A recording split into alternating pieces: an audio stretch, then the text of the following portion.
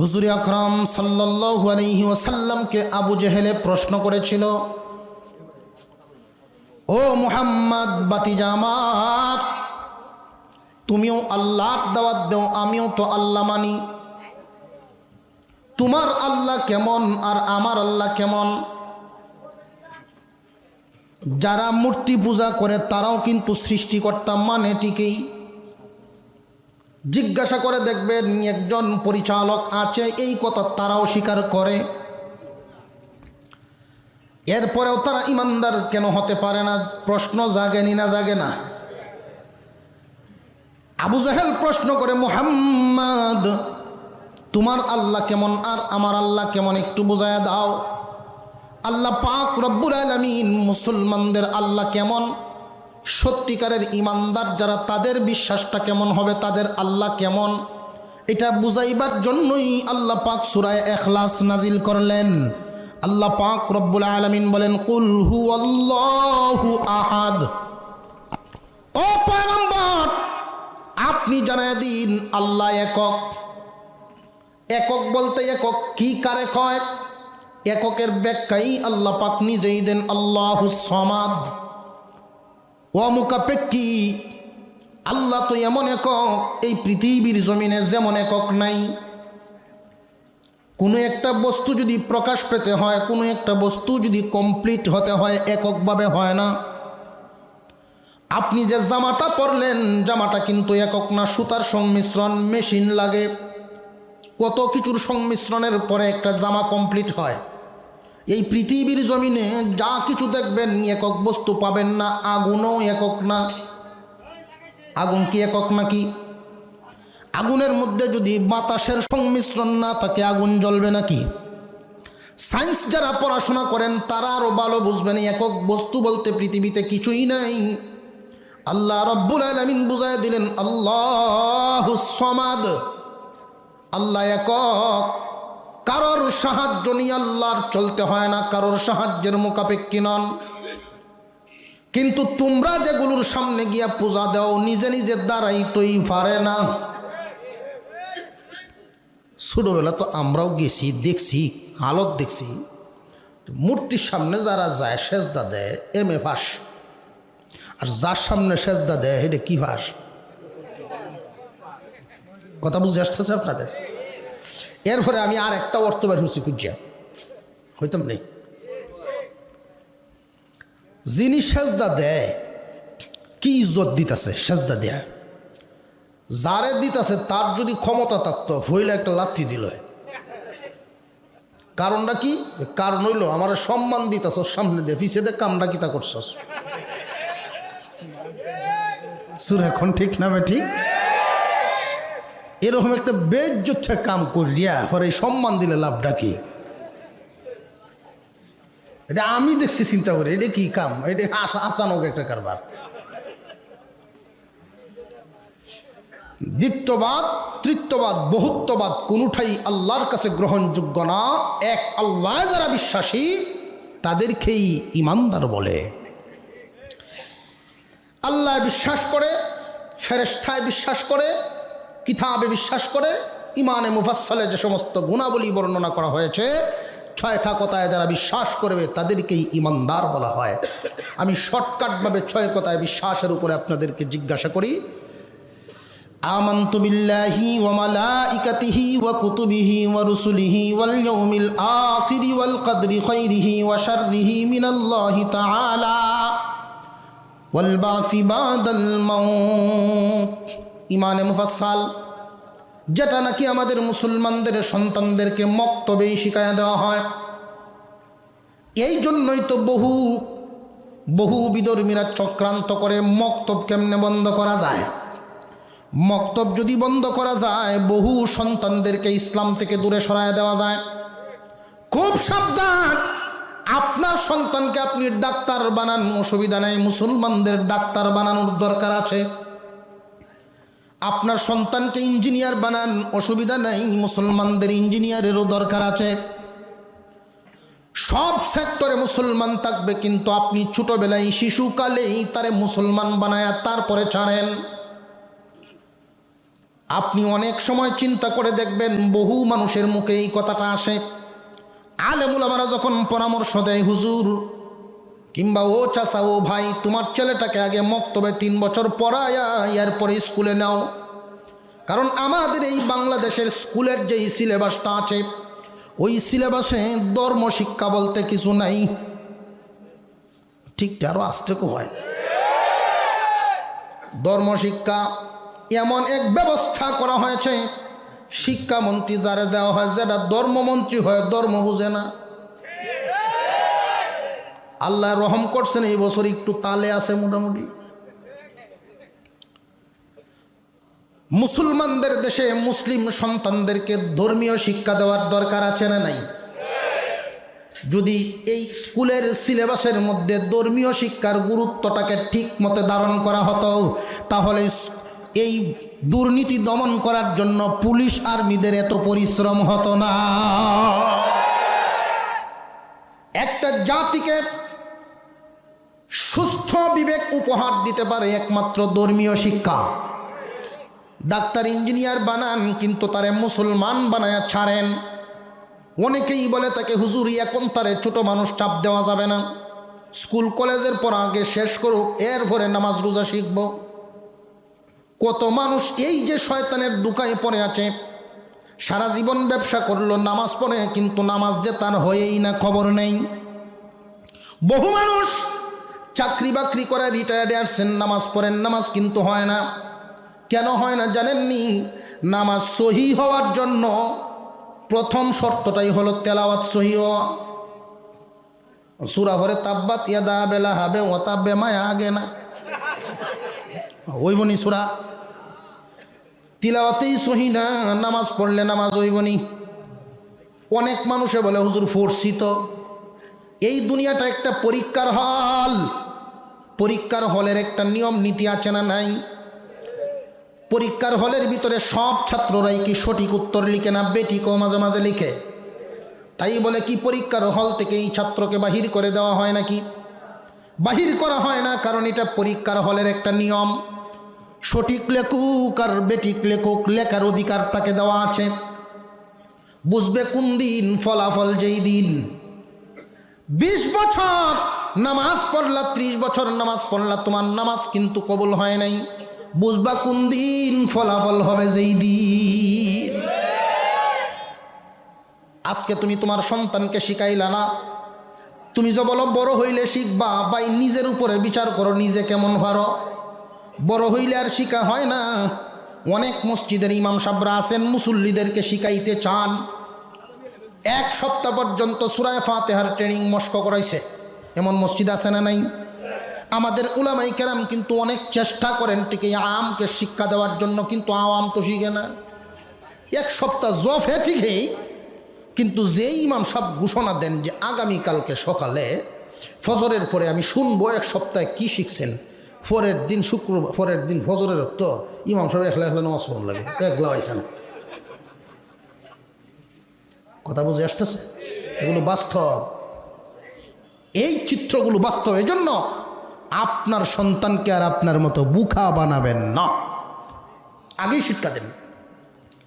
আমানতু বিল্লাহি ওয়া মালাইকাতিহি ওয়া কুতুবিহি ওয়া রুসুলিহি ওয়াল ইয়াউমিল আখিরি ওয়াল কদরি খাইরিহি ওয়া শাররিহি মিনাল্লাহি তাআলা ওয়াল বা'সি বাদাল মাউত। 6টা বিষয়।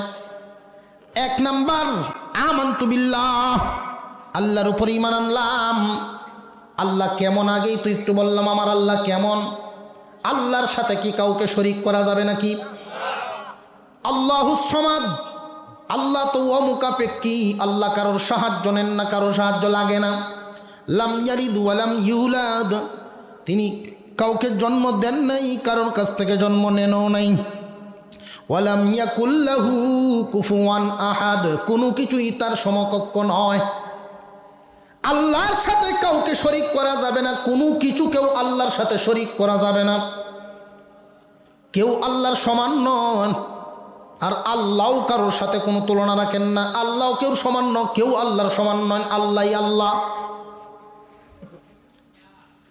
আমানতু বিল্লাহ, আমি আল্লাহর উপর ঈমান আনলাম। ক্ষমতাশীল সকল ক্ষমতার মালিককে, জবান খুলে আওয়াজ দিয়ে পড়েন, সকল ক্ষমতার মালিক কে? ওয়া মালাইকাতিহি, আল্লাহর ফেরেশতাদের উপর ঈমান আনলাম। ফেরেশতা আছে না নাই? ওয়া কুতুবিহি, আল্লাহর সমস্ত কিতাব সমূহের উপর ঈমান আনলাম। আল্লাহর কিতাব সমূহের মধ্যে সামান্য ভুল আছে নাকি? কোনো মানুষ যদি ভুল খুঁজতে যায় তার ঈমান থাকেনি। কেউ যদি সন্দেহ করে ঈমান থাকে না, কারণ আল্লাহ নিজে বলেছেন লা রাইবা ফি। চ্যালেঞ্জ করা হয়েছে, কোরআনে কোনো ভুল কেউ ধরতে পারে নাই। আল্লাহ নিজেই চ্যালেঞ্জ করেছেন, সাবধান। আল্লাহর কিতাবের উপর ঈমান আনা তিনটা গেল, ওয়া রুসুলিহি, রসুলগণের উপর ঈমান আনা, ওয়াল ইয়াউমিল আখিরি, পরকালের উপর ঈমান আনা, ওয়াল ইয়াউমিল আখিরি ওয়াল কদরি খাইরিহি ওয়া শাররিহি মিনাল্লাহি তাআলা। ভালো এবং মন্দ সব কিছু একমাত্র কার পক্ষ থেকে? ভালো হইলেও আল্লাহ দিয়েছেন, মন্দ হইলেও আল্লাহর তকদিরের উপরে বিশ্বাস করা। কয়টা গেল? পাঁচটা। ওয়া শাররিহি মিনাল্লাহি তাআলা ওয়াল বাসি বাদাল মাউত, পরকালে আল্লাহর সামনে দাঁড়াতে হবে। আখিরাত মানেই পরকালে পুনরুজ্জীবন। এই ছয়টা কথার উপরে যারা বিশ্বাস করে তাদেরকেই বলা হয় ঈমানদার। আল্লাহ পাক রব্বুল আলামিন তিলাওয়াতকৃত আয়াতের মধ্যে ওই ঈমানদারদেরকে ডাক দিয়ে বলেন, এই ছয় কথায় আমাদের বিশ্বাস আছে না নাই? কোনো সন্দেহ আছে নাকি? যদি সন্দেহ কারোর না থাকে তাহলে বুঝবেন আল্লাহ আমাদেরকেই বলতেছেন। আল্লাহ বলেন, ইয়া আইয়ুহাল্লাযীনা আমানুত্তাকুল্লাহা ওয়াবতাগু ইলাইহিল ওয়াসিলা ওয়াজাহিদু ফি সাবিলিহি লাআল্লাকুম তুফলিহুন। হে ঈমানদার, তোমরাই সফল কাম, তোমরাই বিজয়ী। চিন্তার কোনো কারণ নাই, ভাবনার কোনো কারণ নাই। এই দুনিয়ার রাজত্ব আমি তোমাদেরকে দিলাম, এই দুনিয়ার রাজত্ব তোমরাই পাইবা, তোমাদের হাত থেকে কেউ ছিনায় নিতে পারবে না। কিন্তু বাস্তবে দেখা যায় তো উল্টা। আল্লাহ পাক রব্বুল আলামিন শুধু ঘোষণা দিয়েই শেষ করেন নাই, বাস্তবেও কিন্তু আছেই। এই দুনিয়ার রাজত্ব যেমনে দিলেন, খুব ভালো করে দেখেন, পৃথিবী চালাইতে যত খনিজ সম্পদ, যত দামি দামি মূল্যবান সম্পদ সব আল্লাহ মুসলমানদেরকে দিছেন। তেলের খনি, গ্যাসের খনি, স্বর্ণের খনি সব বেশিরভাগ মুসলমানদের হাতেই। আজকে সারা বিশ্বের দিকে তাকাইলে বাস্তবতার সাথে এই আয়াতের কোনো মিল পাওয়া যায় না, বিপরীত হয়ে গেছে। তার কারণটা কি? আল্লাহর কথায় তো চুল পরিমাণ কোনো অবিশ্বাসের কোনো সুযোগ নাই। মাওলায়ে কারীমের ঘোষণা অক্ষরে অক্ষরে সত্য। আল্লাহ যা বলেছেন তাতে কোনো সন্দেহর কারণ নেই। কারণ এমন একটা সময় ছিল বেশি মুসলমান দুনিয়াতে ছিল না, এখন তো 250 কোটি। এত বেশি মুসলমান ছিল না, কম সংখ্যক মুসলমান। এরপরেও তামাম দুনিয়ায় তারা ছিল আতঙ্ক। তামাম দুনিয়ার সকল বেদিন বেঈমানেরা মুসলমানের নাম শুনলে তরতর করে কাঁপত। এমন সময় ছিল না? ছিল না? আজকে সারা দুনিয়ায় মুসলমানদের অবস্থা, যদি হাফ প্যান্ট পরে একজন মানুষ এয়ারপোর্টে যায়, তারে যদি চেক করে একবার আর আমরা করে 8 বার। তার কারণটা কোন জায়গায়? মুসলমানদের এই অবস্থা কোন কারণে হলো? আল্লাহ রব্বুল আলামিন আয়াতের মধ্যে ঘোষণা দিলেন, বান্দা ঈমানদার তোমাদের এই সফলতা। কিন্তু মাঝখানে তিনি 3টা শর্ত দিয়েছেন। যেই যুগের মানুষ এই 3টা শর্ত মানতে পারবে, 3টা গুণ অর্জন করতে পারবে, সেই যুগের মানুষেরাই দুনিয়াও শাসন করবে, আখিরাতে জান্নাত পাবে।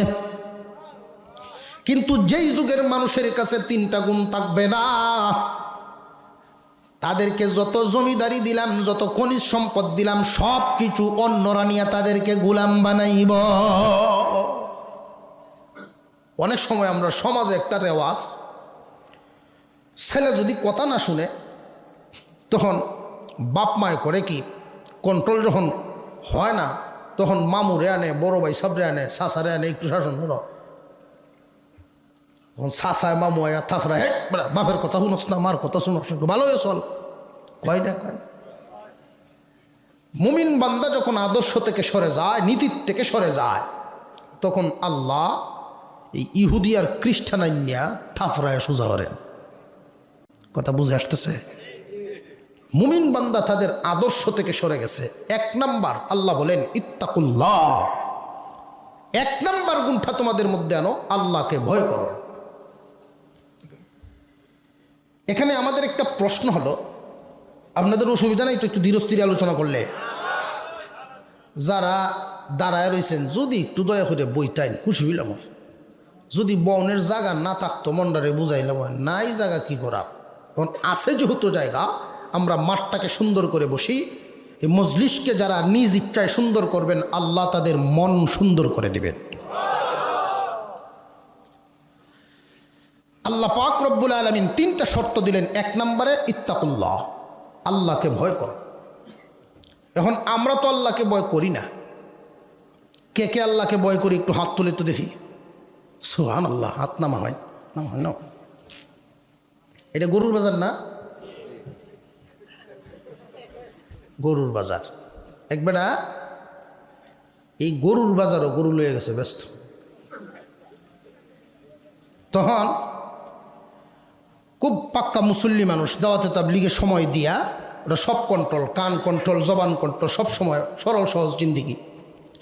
তো বাজারও মানুষ সাধারণত গরু কিনার যারা এরা কেউ আইয়ে হাল বাউনের গরু কিনে, কেউ আইয়া দুধ খাওয়ার লাগিন গাবি কিনে, কেউ আইয়া কিছুদিন নিয়ে লালন পালন করিয়া মুঠা তাজা করিয়া বেচা লাভ করার লাগিন কিনে। এর বাইরে তো নাই। 3 দল মানুষ আইয়ে। তো একবেলায় জিগাইল, আপনার এই গরু হালও কেমন হাঁটে? শুইলে তুলন বড় কঠিন, বিদায়। আরেকজন জিগাইল, আপনার এই গরু দুধ কতখানি দেয়? জানি না। কেন? যে 1 লাত্তি খাইয়া 1 সপ্তাহ হাসপাতাল আসলাম। এরাও বিদায়। আরেক বেড়ায় জিগায় যে আপনার এটা ঘাস কেমন খায়? সারাদিন বাচ্চা যদি 1 জাহুন দিন খাইতেও পারে, নাও খাইতে পারে। কাস্টমার নাই, সোজা আমারও দাঁড়ায় রয়েছে। প্রত্যেক গরুর বাজারও দেখবেন বাড়িয়া তার পাঞ্জাবি হিন্দে একদল মানুষ আছে। এই তো কয়েছে দালাল, এরকম তাহে। এখন কেউ উপরে পড়লে কিন্তু মাইন্ড করুন না যে হুজুর ইটা কি কইতেছে।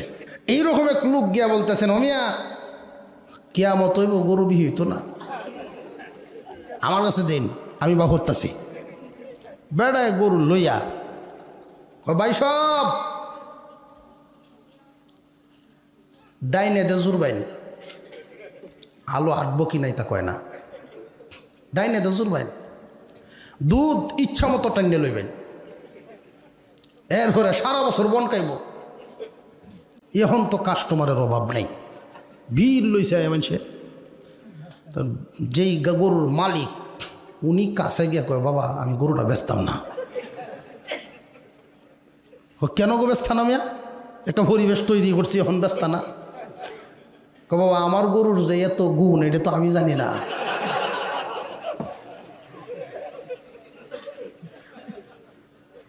তখন ওই লোকে বলল যে একটা গুণ গরুত নাই, সব আমার মুখ।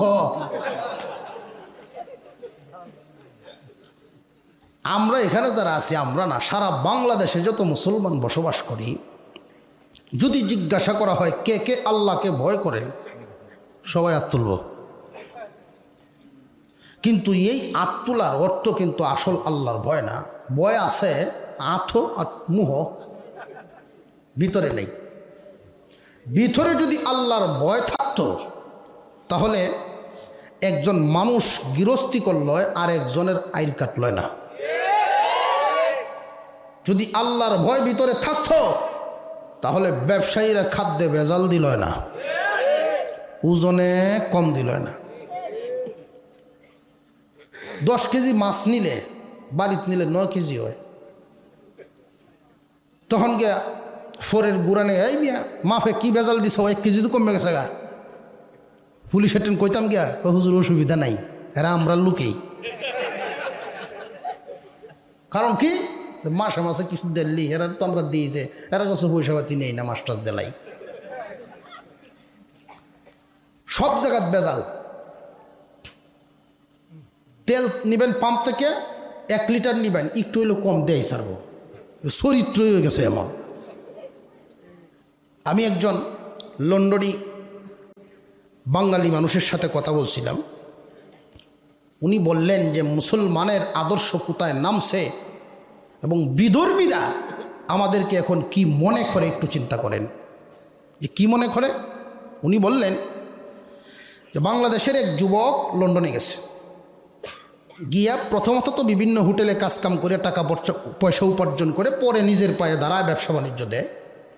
তো একটা হোটেলে কিছুদিন কাজ করলো, 2-3 মাস কাজ করার পরে 15 দিনের টাকা বাকি, হোটেলওয়ালায় দেয় নাই।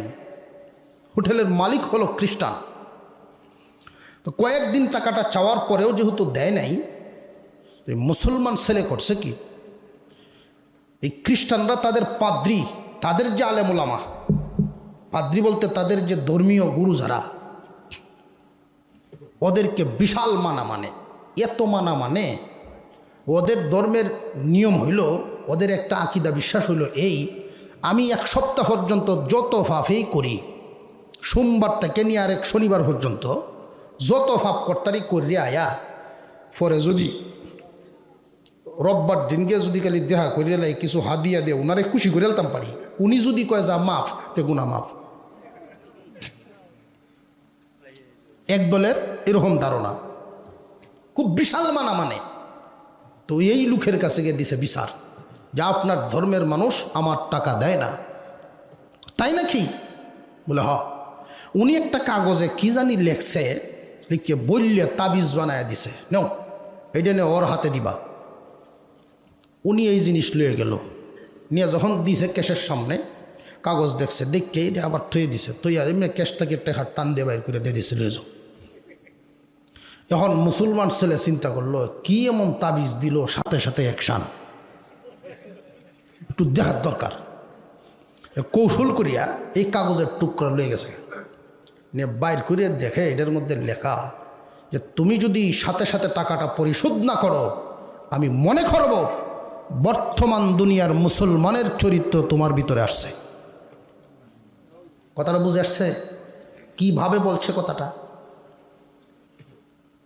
এই আদর্শ তো ছিল মুসলমানদের আদর্শ।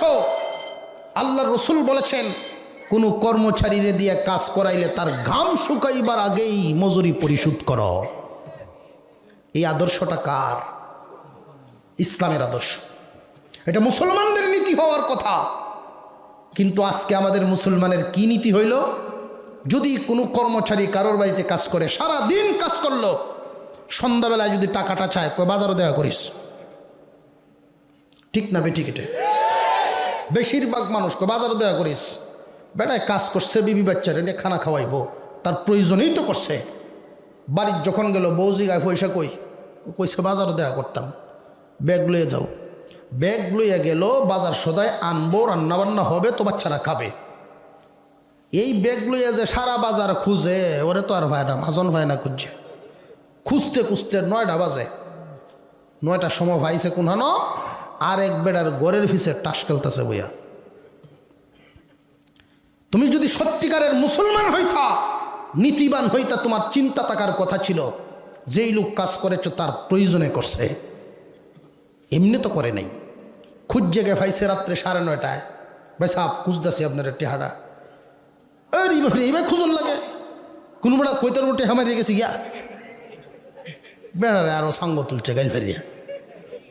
গরিব মানুষ কি করবো, দাঁড়ায় রয়েছে। টেকা দিছে বাইর করিয়া, ফাইল 300-280 টাকা দিছে। 20 টাকা বাংচি নাই, কামদুম তো আছেই নিচনে পরে, কামদুম তো আছেই নিচনে পরে, এটি আর দেয় না। বাজার করছে, বাড়িতে আইতে আইতে রাত্রের 11টা বাজছে। বাচ্চারা কি সজাগ?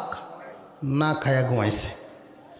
যেই মা বাবা এত কষ্ট করে বাচ্চাদের জন্য যদি না খায়া ঘুমায়, মা বাবার চোখ দিয়া টকটক করে পানি পড়ে।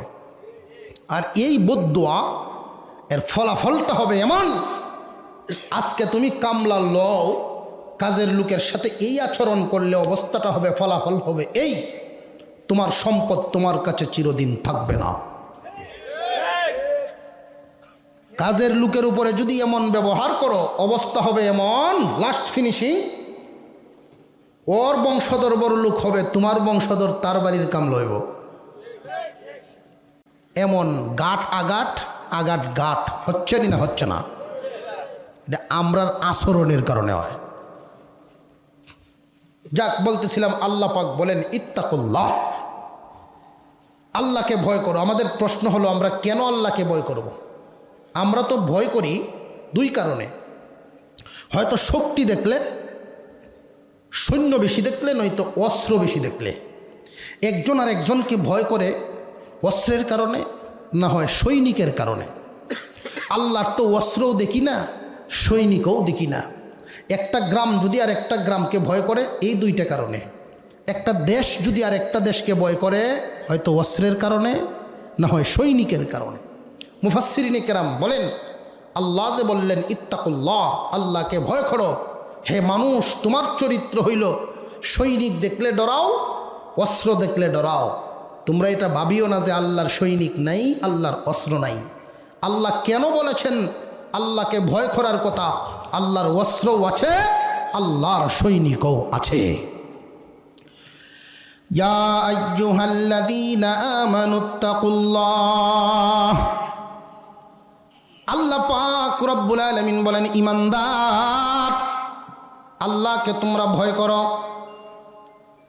আল্লাহকে কেন ভয় করো, এই কথাটা তিনি কেন বললেন ভয় করার কথা? ভয় তো তাকেই করা হয় যার অস্ত্র আছে বা যার সৈনিক আছে। আল্লাহ কেন বললেন? হে দুনিয়াবাসী, আল্লাহ পাক রব্বুল আলামিনেরও অস্ত্র আছে, আল্লাহর সৈনিকও আছে। এমনকি দুনিয়ার অস্ত্র আর আল্লাহর অস্ত্র, দুনিয়ার সৈনিক আর আল্লাহর সৈনিকের মধ্যে অনেক বেশ কম। দুনিয়ার সৈনিক যদি যুদ্ধ করে অস্ত্র ছাড়া পারে না। দুনিয়ার অস্ত্র যদি যুদ্ধে কাজে লাগাইতে হয়, সৈনিক ছাড়া চলে না। আর আল্লাহর অস্ত্র, আল্লাহর সৈনিক, একটার একটার সাহায্য লাগে না। আল্লাহর অস্ত্রগুলো সৈনিক ছাড়া চলে, আল্লাহর সৈনিকেরাও অস্ত্র ছাড়া চলে। দুই একটা উদাহরণ কুরআনুল কারীমের ভিতরে আল্লাহ পাক রব্বুল আলামিন ইতিহাসের কিছু কথা রেখে দিয়েছেন, কিয়ামত পর্যন্ত মানুষ যেন সেখান থেকে শিক্ষা গ্রহণ করতে পারেন। যেই দিন মূসা আলাইহিস সালাম আল্লাহ পাক রব্বুল আলামিনের দরবারে ডাক দিয়ে বলেন, প্রভু গো, আমার তো অস্ত্র নাই, আমার সৈনিকও নাই, বিশাল শক্তিশালী ফেরাউনের বিরুদ্ধে যুদ্ধ করার হুকুম আপনি দিয়েছেন, আমি সামান্য কয়েকজন ইমানদার নিয়ে কেমনে যুদ্ধ করব? মহান আল্লাহ ওই দিন মূসা আলাইহিস সালামকে সাহায্য করার জন্য আল্লাহ রব্বুল আলামিনের পক্ষ থেকে অস্ত্র পাঠাইলেন। আল্লাহ পাক রব্বুল আলামিন বলেন, فأرسلنا عليهم الطوفان والجراد والقمل والضفادع والدم آيات مفصلات فاستكبروا وكانوا قوما مجرمين। আল্লাহ পাক রব্বুল আলামিন বলেন, আমি মূসা আলাইহিস সালাম, মূসা পয়গম্বরকে সাহায্য করার জন্য তুফান নামক অস্ত্র পাঠাইলাম। স্মরণ করো ওই দিনের কথা। সেই আল্লাহ এখনো আছেন না নাই? আরো জোরে কোন আছেন না নাই? আল্লাহ পাক কিন্তু মুমিনদেরকে সাহায্য করার জন্য সব সময় দরজা খুলে রাখছেন। কিন্তু সাহায্য দিতে চান, তোমার কাছে সাহায্য নেওয়ার বেগ নাই। আল্লাহ পাক রব্বুল আলামিন মুমিনদেরকে সাহায্য করার জন্য সব সময় নিয়ামত রেডি রাখছেন, তোমরা শুধু নিজেদেরকে তৈরি করলেই হয়। একজন মানুষ, আজকে মুসলমানের অবস্থা হলো ব্যক্তিগতভাবে অশান্তি, পারিবারিকভাবে অশান্তি, সামাজিকভাবে অশান্তি, রাষ্ট্রীয়ভাবে অশান্তি। কারণটা কি জানেননি মুসলমান ভাইয়েরা আমার? এই কারণগুলো আমাদের মধ্যে, এই যে দোষগুলো আমাদের মধ্যে, তাকওয়ার অভাব, আল্লাহর ভয়ের অভাব। আল্লাহর ভয় অনেক সময় মানুষের সামনে করি, কিন্তু গোপনে গেলে আল্লাহর হুকুম পালন কম করি। সাবধান সাবধান, মানুষের সামনে যেমন করবেন, মানুষের আড়ালে গেলেও করবেন। যা করবেন সব সময় আল্লাহকে দেখায়া দেখায়া, প্রভু যেখানেই যাই তো তোমার নজরে আছি। এই চিন্তাটা যেই মানুষ করতে পারবে, সব সময় আমার আল্লাহ দেখতেছেন, এই চিন্তা যেই মানুষ করতে পারবে, সে কোনোদিন অন্যায় করতে পারে না। আল্লাহকে দেখায় দেখায় গুনাহ করবে কেমনে? অবশ্যই তার দিনের ভিতরে একটা ধাক্কা লাগবেই। আল্লাহ রাব্বুল আলামিন বলেন, বান্দা আল্লাহকে ভয় করো। আল্লাহকে ভয় করলেন মূসা আলাইহিস সালামের সেই বাহিনী। মূসা আলাইহিস সালাম আল্লাহর কাছে সাহায্য চাইলেন। আল্লাহ পাক তুফান নামক অস্ত্রটা পাঠায় দিলেন। এই তুফান নামক অস্ত্র ফেরাউনের বাহিনীর বিরুদ্ধে লেগে গেল। আল্লাহ হুকুম দিয়ে দিলেন, তুফান 1 সপ্তাহ যুদ্ধ করবা, মূসা বাহিনীর কোনো ক্ষতি করবা না, ফেরাউন বাহিনীর ছাড়বা না। মুফাসসিরিনে কেরাম বলেন ফলে অবস্থাটা কি হয়ে গেল। তৎকালীন সময়ে বিল্ডিংয়ের প্রচলন ছিল না, কাঠের তৈরি বাড়িঘরের প্রচলন। ফেরাউন বাহিনীর বাড়িঘর মূসা বাহিনীর বাড়িঘর পাশাপাশি। মূসা বাহিনীর ক্ষতি হয় নাই, ফেরাউন বাহিনীর বাড়িঘরের অবস্থা নাই। পাশাপাশি জমিন, মূসা বাহিনীর জমির কোনো ক্ষতি হয় নাই, ফেরাউন বাহিনীর জমির অবস্থা নাই, বন্যায় তলায় গেল। 1 সপ্তাহ যুদ্ধ হওয়ার কারণে তাদের অবস্থাটা এমন হয়েছিল, তারা দলে দলে মূসা আলাইহিস সালামের সামনে গিয়ে বলে, ওগো আল্লাহর পয়গম্বর, আপনার আল্লাহকে বলুন আযাবটা থামায় দেওয়ার জন্য। কথা দিলাম স্বাভাবিক হলে আমরা সব একসাথে ঈমান এনে মুসলমান হব। সিলিন্ডার হয়েছে না হয়েছে না? এই আযাবটা কে পাঠাইছেন? আল্লাহ তো এখনো আছেন, সেই তুফানও আছে না নাই? আল্লাহ পাক রব্বুল আলামিন এইভাবে একটা ধাক্কা দিয়ে এদেরকে একটু ইশারা দিলেন। দেখবেন, লক্ষ্য করবেন, যারা গিরস মানুষ তারা বেশি বুঝবেন। যেই জমিনে বন্যা হয় পরবর্তীতে ওই জমির ফসল আরও ভালো হয়। কিছুদিন যাইতেই দেখা যায় ফেরাউন বাহিনীর জমির ফসল অনেক ভালো। এখন ফেরাউনে ডাক দিয়ে কয়, বুকার দল মুসার দলও যাইস না, কারণ এই বন্যা মুসার আল্লাহ দিছে না, এটা আমি দিছিলাম। কেতনা বড় বাটপার, হ্যাঁ বলে দিছে। মূসা আলাইহিস সালাম বলেন, পয়গম্বর চিন্তার কারণ নাই, আমি আল্লাহর অস্ত্রের শেষ নাই। আল্লাহ পাক রব্বুল আলামিন আরেকটা অস্ত্র পাঠায় দিলেন। সেই অস্ত্রের কথা আল্লাহ বলেন, ফাআরসালনা আলাইহিমুত তুফানা ওয়াল জারাদ।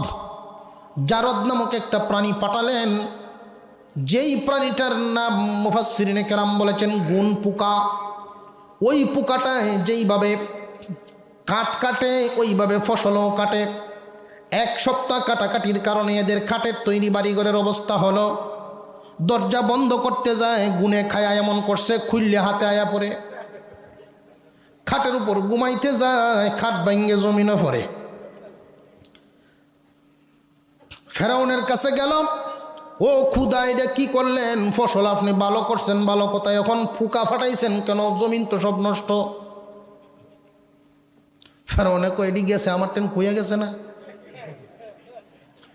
একদল দাঁড়ায় কয়, আপনি কেমন ক্ষুদা বুঝ জ্বালাইছে? আপনি ক্ষুদা না, আপনি বেহুদা। কেমন ক্ষুদা আপনি, আপনার কইয়া গেল না? মূসা আলাইহিস সালামের হাত ধরে একদল মানুষ মুসলমান হয়ে গেছে। মিটিং করব, তারা দিন ধার্য করছে, মূসার বিরুদ্ধে যুদ্ধ করতে হবে, মিটিং করব। দিন ধার্য করছে, অমুক দিন মিটিং। আল্লাহ বলেন, চিন্তার কারণ নাই। আল্লাহ পাক আরেকটা অস্ত্র পাঠাইছেন, সেই অস্ত্রের নাম হলো উম্মাল। উম্মাল শব্দের অর্থ হইল উকুন। উকুন চিনেন না? হইতা হ্যাঁ, এই তো বুঝছেন, মাতাত। মহিলা মা বোনরা বেশি চিনে। উকুন আবার 3 জাতের।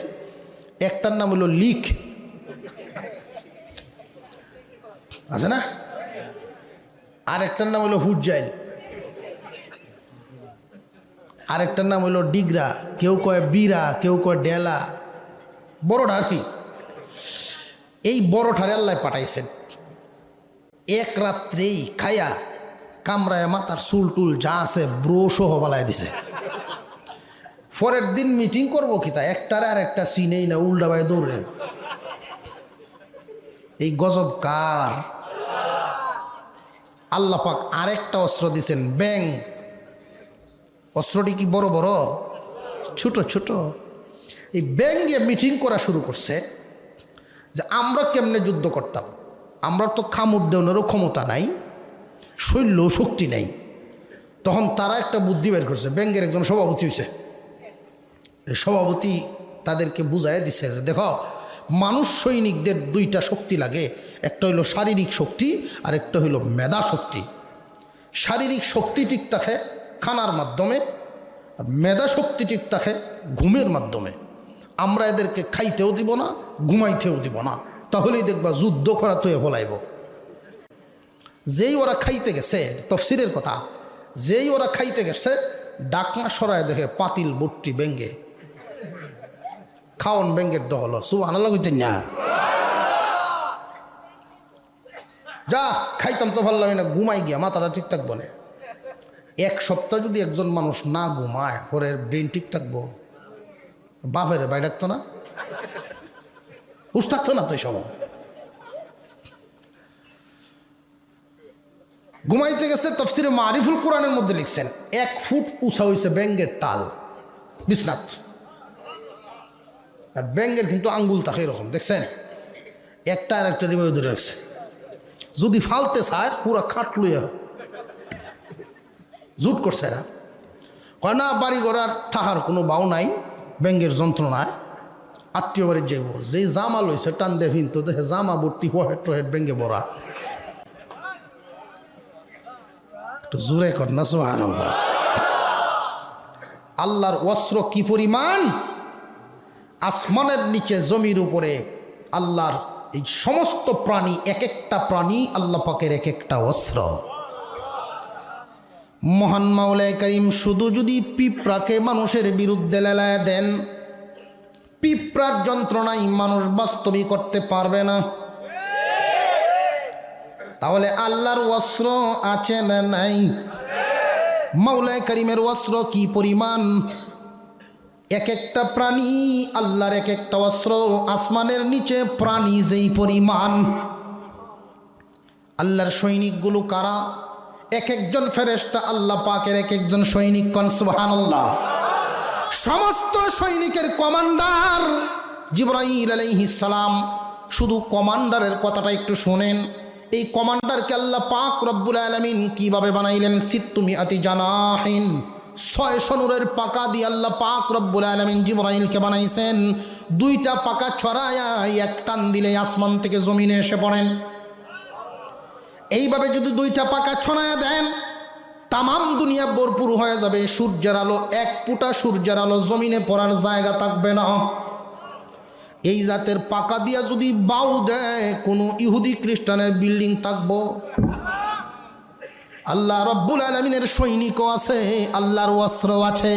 এই জন্য আল্লাহ বলেন, ইয়া আইয়ুহাল্লাযীনা আমানুত্তাকুল্লাহ, হে ইমানদারেরা আল্লাহকে ভয় করো। আল্লাহকে কেমনে ভয় করবেন? সব সময় মনে করবেন আমার আল্লাহ আমাকে দেখতেছেন। আল্লাহকে দেখায় দেখায় আমি কেমনে গুনাহটা করি। ওমর রাদিয়াল্লাহু তাআলা আনহু, ওমর ফারুক রাদিয়াল্লাহু তাআলা আনহু রাত্রিবেলায় মাঝে মাঝে ঘুরতেন। একবার তিনি ঘুরতে ঘুরতে মদিনার বাহিরে একটা গ্রাম অঞ্চলে চলে গেলেন। একটা ঘরের পাশে দাঁড়াইলেন। ঘরের ভিতর থেকে একজন মহিলার কণ্ঠের আওয়াজ ওনার কানে বাজল। মহিলার ডাক দিয়ে তার মেয়েকে বলে, ফজরের আজান হবে হবে এই টাইমে, একটু আগ টাইম মাত্র। মা বলতেছেন মেয়েকেই, আগামীকাল সকালবেলায় যত জনের প্রস্তাব আছে, ওরা ছাগল বকরি বেড়া লালন পালন করত, দুধ দহন করে মানুষের বাড়িতে সাপ্লাই দিত। দরখাস্ত করছে যতজনে, সবাইকে কি দিতে পারবা নাকি? না গো মা, একটু শর্ট পড়বে। মা বলেন, শর্ট পড়লে অসুবিধা নাই, পানি মিশায় লইবা। দুধও কি মিশাই তো, এখন অবশ্য মানুষ দুধ পানি কম মিশায়। এই স্যার ঠিক আছে, মানুষ এখন শিখছে, দুধ এখন পানি মিশায় না, পানি আগে ডাইলিয়া পরে দুধ মিশাই লাই। মানে দুধের মধ্যে পানি মিশাইয়া দিবা। মেয়েটাই বলে, না আমার দ্বারা সম্ভব না গো মা, তুমি কি ভুলে গেছো নাকি বর্তমান শাসন উমরের শাসন? হযরত উমর যদি শুনতে পারেন তোমার আমার অবস্থা কি হবে তুমি জানো নি? এই মহিলায় বলেন, উমর তো উমরের জায়গায় আছেন, উমর এখানে কোত্থেকে আসবে? আসলে কি উমর এখানে আছেন না নাই? বেড়ার ওপাশেই দাঁড়ায় তিনি শুনতেছেন। এই মেয়েটাই বলেন, উমরের শাসন, উমরে শুনলে তো অবস্থা থাকবে না গো মা। মহিলায় বলেন, উমর তো উমরের জায়গায়, উমর এখানে কোত্থেকে আসবে? এবার মেয়েটাই বলে, মা যদিও উমরে দেখে না, আল্লাহ কি দেখেন না? উমরের আল্লাহ তো দেখতেছেন। যেই মাত্র এই কথা বলছেন, এই মহিলাটা মেয়েটাকে টান দিয়া বুকের সাথে জড়ায় বলে, মেয়েরেই তোকে গর্ভে ধারণ করে আজকে নিজেকে ধন্য মনে করলাম, তোমার মতো মেয়েকে আমি পেটে ধারণ করতে পারলাম, জীবনে এমন কাজ করব দূরের কথা মুখে উচ্চারণ আর করব না। আমি যাকে জন্ম দিলাম সে আমাকে আল্লাহর ভয় শিখাইয়া দিল। হযরত ওমর শান্তি মনে চলে আসলেন, খুশি খুশি মনে চলে আসলেন ওনার জায়গায়। ফজরের নামাজ জায়গা মতো এসে পড়লেন। সকালবেলায় একজন লোককে পাঠালেন, তুমি যাও অমুক জায়গায় গিয়ে দেখবে একটা বাড়ি আছে, ওইখানে দুইজন মহিলা থাকেন, মা এবং মেয়ে, দুজনকে আমার সামনে আনবা। উমরের সামনে হাজির করা হলো। উমর রাদিয়াল্লাহু তাআলা আনহু বলেন, ও বোন, তোমার সাথে আমি আত্মীয় করতে চাই। কিসের আত্মীয়? আপনি হলেন আমিরুল মুমিনিন, আপনার আঙুলের ইশারায় তামাম দুনিয়ার অর্ধেকটা পরিচালিত হয়। আপনি আমার সাথে কি আত্মীয় করবেন? যা আমার ছেলের সাথে তোমার মেয়েকে বিয়ে পড়ায় দিই। হুজুর, কুফু তো আর মিলে না, এটা কেমনে সম্ভব? আমি কোথায় আর আপনি কোথায়? কোন দিকটা আপনি দেখলেন? ওমর রাদিয়াল্লাহু আনহু বলেন, পয়গম্বর শিখাইছেন কোন দিক দেখিয়া বিয়ে শাদী করাইতে হয়, দিতে হয়। আল্লাহর নবী শিখাইছেন, এক নাম্বার গুণ দেখবা পরিপূর্ণতা, তার মধ্যে কামালিয়ত আছে কিনা, এরপরে দেখবা সুন্দর আছে কিনা, তারপরে বংশমর্যাদা ঠিক আছে কিনা, এরপরে মালি হালত দেখবা মাল সম্পদ আছে কিনা। একজন সাহাবী প্রশ্ন করেছিলেন, হুজুর, কারোর মধ্যে তো 4টা গুণ একসাথে পাওয়া যায় না, যদি মাল না থাকে? রসুল বলেন অসুবিধা নাই। আবার প্রশ্ন করা হলো, যদি বংশ তেমন উন্নত না থাকে? রসুল বলেন অসুবিধা নাই। নবীজি, সুন্দরও যদি তেমন না থাকে, শুধু একটা গুণ আল্লাহওয়ালা? রসুল বলেন অসুবিধা নাই। যার ভিতরে আল্লাহর ভয় আছে তার ভিতরে সব কিছুর ভয় আছে। যার ভিতরে আল্লাহর ভয় আছে তার ভিতরে স্বামীর হকের ভয় আছে। যার ভিতরে আল্লাহর ভয় আছে তার ভিতরে শ্বশুর শাশুড়ির হকের ভয় আছে। যার ভিতরে আল্লাহর ভয় নাই এমন মানুষ নিয়ে তোমরা আত্মীয়তা করিও না। এক নম্বরে এইটা দেখবা, এই 4টা গুণ। এক নম্বর পরিপূর্ণতা, কামালিয়াত, এরপরে সৌন্দর্যতা, জামালিয়াত, এরপরে বংশমর্যাদা, তারপরে মালি হালত। এই 4টার মধ্যে দেখি আমরা সাইডটা ঠিকই, কিন্তু সিরিয়াল উল্টা পাইছি। 1 নম্বরে দেখতাম আল্লাহওয়ালা, লাস্ট হইল মালওয়ালা। এখন এটা উল্টায়া ফার্স্টেই মাল, লাস্টের দ্বারা ফার্স্টে আনছি, যে কারণে হালত হয়েছে উল্টা। ঠিক না বে ঠিক? জামাই বউ কাজে লাগছে বিছনাথ শুইয়া, কাজে লাগিয়া কয়, সাবধান, তুমি আমার সাথে কথাটা একটু গলাটা মিশাইয়া কইবা, কারণ আমার বাপের বাড়ির কাঠটার উপরে হুট্টে কথা কইতাছ। আমার সাথে কথা কইলে নিচে গিয়ে উঠতেল, বেড়াও গুছায় নিচে ফ্লোরও গিয়ে ঘুমাইছে। এখন 2-3 দিন গেল, সর্দি আর কমে না, সারা ঠান্ডা লাগছে। তার বন্ধু জিগায়, কিরে তুই কাশস্কার লাগিন? আর কইস না, দুঃখ কনের জায়গা নাই। কি হয়েছে? 3 দিন ধরে ফ্লোরও ঘুমাই। কেন? ওই যে শ্বশুর বাড়ি খাট আনছিলাম, বিপদের টাকি আনছে। এখন কয়, ও আচ্ছা, তা আমি একটা বুদ্ধি শিখাই দিই, তুই এই কামটা করিস। কিতা? যে তোমার বাপের বাড়ির কাঠ আমার বাপের জায়গা তুইও না, তোমার মাথা তুলে কার হইতে হবে। যেই দেখবে মিল হয়েছে। কথা বুঝে আসতেছে আপনাদের? বিয়ে শাদিটা আমরা দেখব কি আর হয় কি? আজকাল মুসলমানদের বিয়ে দেখলে এত আল্লাহু আকবার, কি হালতটা হইতেছে আমাদের। বিয়ে একটা ইবাদত, বিয়ে ইবাদত, আর ইবাদতের গতিতেই হবে। নিয়ম নীতি কোরআন হাদিসে আছে না নাই? মুসলমানদের বিয়ে শাদির হালত দেখলে বিধর্মীরাও হার মানে। বর্তমানে বিধর্মীরাও হার মানে। সাউন্ড বক্স এমন জুইতে সাউন্ড বক্স ছাড়ে, এটা মাটির নিচুতি কাফে। এরপরে গায়ে হলুদ, কত সন্ধ্যের কাজকাম যে শুরু করে। বিয়ে শাদির মধ্যে লক্ষ লক্ষ টাকা অপচয় করে। আল্লাহ রসুল বলেন, যেই বিয়েতে খরচ কম হবে দাম্পত্য জীবনে আল্লাহর রহমত নাজিল হবে। বহু মানুষ দেখা সমাজের মধ্যে লাখ লাখ টাকা খরচ করে বিয়ে শাদী হয়েছে, দাম্পত্য জীবনে সুখ নাই। প্রথম দিনই আওলা লাগাইছে, রহমতের মালিক আল্লাহ। আল্লাহকে নারাজ করে সুখের আশা কই করো? যদি কাউরে পরামর্শ দিই মসজিদে বিয়া ফরাইবেন, আলেম ওলামারা থাকবে, এই মিয়া হুহিনীর জি বেটা মসজিদে ব্যবহৃত। অথচ সাহাবায়ে কেরামের বিয়ে শাদী বেশিরভাগ মসজিদে হয়েছে। কোন জিনিসটার মধ্যে খরচ করবো এটাও বুঝি না। কারি তৈয়ব সাহেব রহমতুল্লাহি আলাইহি লিখেছেন, কাসিম নানুতুবি রহমতুল্লাহি আলাইহির মেয়ের বিয়ের দিন মসজিদে বিয়ে হয়েছে, জামাইল বাড়িতে গেছেন, এই যে তোমার বউ, মেয়েকে বলছেন এই তোমার স্বামী, খরচ নাই। কিন্তু উনার ছেলে যেদিন কোরআনের হাফিজ হয়েছে 2টা গরু জবাই করছেন, এলাকার সব মানুষকে খানা খাওয়াইছেন খুশিতে। কেন? রসুল বলেছেন বিয়েতে খরচ কম হইলে বরকত হয়, এই জন্য খরচ কম করছে। আর আজকে কোরআনের হাফিজ হয়েছে আমার ছেলে, খুশিতে আমি গরু খাওয়াইলাম। এই কারণেই হাসরের মাঠে এই ছেলের উসিলায় সূর্যের চাইতে আলোকিত নূরের একটা টুপি আল্লাহ আমাকে পরায় দিবেন। খরচ কোন জায়গায় করণ, কোনহানো করণ না, এটাও বুঝি না। যাক, 3টা গুণ আমাদের মধ্যে আনতে হবে। 1 নম্বর আল্লাহর ভয়, সব সময় স্মরণ রাখা, কেউ পাহারা দিক আর না দিক, কেউ দেখুক আর না দেখুক, আল্লাহ তো দেখনেওয়ালা আছেন। এই চিন্তা যদি আমাদের মধ্যে থাকে, গুনাহ থেকে বাঁচাটা সহজ হয়ে যাবে। ইয়া আইয়ুহাল্লাযীনা আমানুত্তাকুল্লাহা ওয়াবতাগু ইলাইহিল ওয়াসিলা ওয়াজাহিদু ফি সাবিলিহি লাআল্লাকুম তুফলিহুন। হে ঈমানদারেরা, তোমরাই সফল কাম, দুনিয়াতেও শান্তি আখিরাতেও শান্তি যদি 3টা গুণ তোমাদের মধ্যে আনতে পারো। 1 নাম্বার আল্লাহর ভয় তোমাদের মধ্যে আনবা। 2 নাম্বার ওয়াবতাগু ইলাইহিল ওয়াসিলা, আল্লাহর নৈকট্য হাসিলের জন্য উসিলা তালাশ করবা, মাধ্যম একটা তালাশ করবা। নৈকট্য হাসিল করার জন্য মাধ্যম তালাশ করবা। একজনের সাথে যদি কথা বলেন, দূরে থেকে কথা বলতে হলে মোবাইলটা হইল মাধ্যম। আপনি নিচ তলা থেকে উপরের তলায় গেলে সিঁড়িটা হইল মাধ্যম। কথা বুঝে আসতে? আল্লাহর সাথে তোমার সম্পর্ক গড়াবে, আল্লাহর নৈকট্য হাসিলের জন্য একটা মাধ্যম তালাশ করো।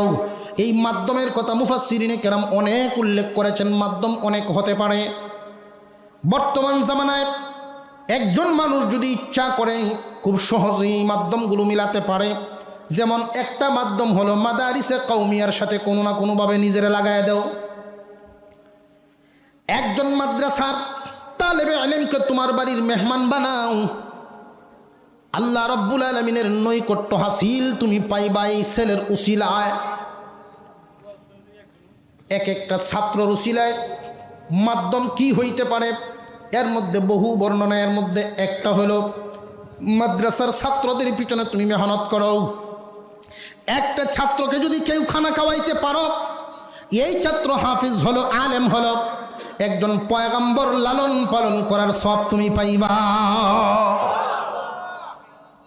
মুসলমান ভাইয়েরা আমার, আরেকটা ব্যাখ্যা করেছেন মুফাসসিরিনে কেরাম, আল্লাহকে পাওয়ার জন্য তুমি তো রাস্তা চিনো না। কি কি আমল করলে আল্লাহ খুশি হবেন, কেমনে জীবনযাপন করলে তুমি আল্লাহর নৈকট্য পাইবা, মাধ্যম হিসাবে হক্কানি একজন পীর ধরতে পারো, আল্লাহওয়ালার সাথে তোমার সম্পর্ক করতে পারো। হক্কানি পীরের সবকের মাধ্যমে তুমি তাড়াতাড়ি অগ্রসর হতে পারবা, নিজের দোষগুলো দূর করতে পারবা, গুণগুলো অর্জন করতে পারবা। হক্কানি পীরের সহবতে চলিয়া যাও। হক্কানি একজন পীরের সহবতে গেলে একদিন না একদিন দেখবা তোমার মধ্যে নূর আইসা গেছে। বহু পথহারা মানুষ আল্লাহওয়ালাদের সহবতে আসার কারণে তারা পথ পেয়ে গেছেন। সাহাবায়ে কেরামের ইতিহাস লক্ষ্য করে দেখেন, হযরত উমর রাদিয়াল্লাহু আনহু মক্কার একটা মাঠের কিনারে হাঁটতেছেন, ওনার সাথে অনেক সঙ্গী আছেন। টপ টপ করে চোখ দিয়ে গড় গড় করে পানি পড়তেছে। একজন প্রশ্ন করলেন, ইয়া আমিরাল মুমিনিন, কেন কান্দেন? কি স্মরণ হয়ে গেল, আপনি কেন কাঁদতেছেন বলুন? হযরত উমর বলেন, আমার সাথীরা, এই যে মাঠ, এই মাঠের মধ্যে একদিন আমি উটের রাখালি করতাম। উটের হিসাব পর্যন্ত আমি বুঝতাম না। সন্ধ্যাবেলায় পেস লাগাই দিতাম। আমার আব্বা আমাকে বেদ দিয়ে আঘাত করতেন আর বলতেন, উমর কি কইরে তুই জীবন চালাবি, উটের হিসাবটা পর্যন্ত করতে পারস না। ছাগলের হিসাব মিলাইতে পারতাম না। কিন্তু এই ওয়াকিজু মানুষটা আল্লাহর পয়গম্বরের সহবত পাওয়ার কারণে আল্লাহ রব্বুল আলামিন অর্ধেকটা পৃথিবীর মানুষের রাখাল বানায়া দিয়েছেন। তুমি মাটির মানুষ সোনার মানুষে পরিণত হইয়া যাইবা, আল্লাহওয়ালাদের সহবতে চলিয়া যাও। আল্লাহওয়ালাগণের সহবতে গেলে তোমার মধ্যে পরিবর্তন চলে আসবে। 3 নাম্বার, ওয়াজাহিদু ফি সাবিলিহি, আল্লাহর রাস্তায় জিহাদ করা, আল্লাহর দ্বীনকে দুনিয়ায় টিকায় রাখার জন্য সর্বাত্মক চেষ্টা করা। যেখানে মালের প্রয়োজন মাল দিতে হবে, যেখানে জবানের প্রয়োজন জবান ব্যবহার করতে হবে, ইসলামের জন্য প্রয়োজনে রক্ত ঢালতে হলে রক্ত দিতে হবে, প্রয়োজনে আল্লাহর দেওয়া জীবন আল্লাহর দ্বীনের জন্য কুরবানি করে শহীদ হতে হবে। এই মনোভাব প্রত্যেকটা মুসলমানের ভিতরে রাখতে হবে। জিহাদি মনোভাব মানুষের ভিতরে থাকতে হবে, এটা ইমানি একটা গুণ। ওমর রাদিয়াল্লাহু তাআলা আনহুর কথা শুনলেন, এবার আবু বকরের একটা কথা আপনাদেরকে শোনাই আলোচনা শেষের দিকে নিয়ে যাব। আবু বকর সিদ্দিক রাদিয়াল্লাহু তাআলা আনহু কি গরম ছিলেন না মোটামুটি ঠান্ডা মানুষ ছিলেন? আরো জোরে কোন। এই ঠান্ডা মানুষটা রাস্তা দিয়ে হাঁটিয়া যান, আল্লাহর পয়গম্বরের দামি একজন সাহাবী আবু বকর সিদ্দিক রাদিয়াল্লাহু তাআলা আনহু রাস্তা দিয়ে যান।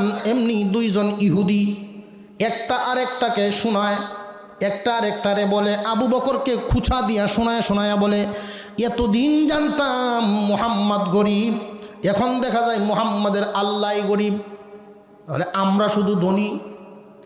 এতদিন জানতাম মুহাম্মদ গরিব, এখন দেখা যায় মুহাম্মদের আল্লাহও গরিব হয়ে গেছে, আমরাই তো শুধু তাহলে ধনী। এ কথা কেন বলল? তার কারণ হলো আল্লাহ পাক রব্বুল আলামিন কোরআনে আয়াত নাজিল করেছেন করজায়ে হাসানার, যে কেউ যদি কাউকে করজায়ে হাসানা দেয় এটা আল্লাহকেই দেওয়া হয়। কেউ যদি কর্জা চায় তাহলে না করবে না, কর্জায়ে হাসানা দাও। 5,000 টাকা কর্জা দিতে পারলে 10,000 টাকা দান করার সব পাইবা। রাস্তে করেন সুবহানাল্লাহ। কর্জা নাই তো, এখন তো সুদের বাজার গরম, নগদ ছায় নগদ, সুদের বাজার গরম। খুব সাবধান, হারাম খাওয়া সন্তান লালন পালন করবেন, হালাল ব্যবহার পাবেন না। দোয়া চায় কত মানুষে, হুজুর দোয়া করেন ছেলেটারে মাদ্রাসায় ভর্তি করছি, ইচ্ছা আছে দেওবন পর্যন্ত নিয়াম, দেওবন পর্যন্ত নিবেন। আলহামদুলিল্লাহ, আল্লাহ আপনার নিয়ত কবুল করুক, দোয়া করি। কি করেন আপনি? ও কিছু করি টরি না। চলুন কেমনে? 8-10 লাখ টাকা আছে, এটা মাঠও হালাইতেছি।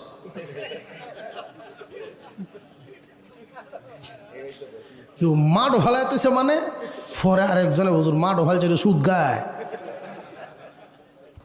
তখন আমি কইলাম যে আপনার ছেলের দেওবন কেন, খানায় কাবার হুইলারও বাঁধতে তোলেও কাজ হইত না। হালাল খাওয়াবেন, হালাল আচরণ হবে। হারাম খাওয়াইলে হারাম আচরণ। মুসলমানদের ভিতরে লেনদেন, আর আমরাও এমন জাতের টেবিত লইছি, কেউ যদি 5,000 টাকা কর্জা নেয় যে ভাই 1 সপ্তাহ লাগিয়ে দিতাছি, পরে কত সপ্তাহ যে যায়, উদ্ধার করা এত কঠিন হয়, বোঝা যায় হেরে পরে ভাও দূরেও ভাবা যায় না। এটা জোরে ক। কেউ কিন্তু যদি 10,000 কর্জা নিতে পারে, কেউ মনে করছে এটা রুজি করছি, আর ফিরত জন লাগে না। সাবধান, লেনদেন ঠিক করে ফেলেন। কর্জায়ে হাসানার আয়াত যখন নাজিল হলো যে আল্লাহকে কর্জায়ে হাসানা বান্দাকে দিলেই আল্লাহকে দেওয়া হয়, এই আয়াত নাজিল হওয়ার পরে 2 ইহুদি একটা আর একটারে কয়, আবু বকরকে শোনায় যে শুনছাস কোরআনের আয়াত যে নাজিল হয়েছে আল্লাহ কর্জা চায়, যে এতদিন শুনতাম মুহাম্মদ গরিব, এখন দেখা যায় মুহাম্মদের আল্লাহও গরিব। আলসিরে ভাঙ্গে কোয়েল হয়নি একটু, নাউজুবিল্লাহ।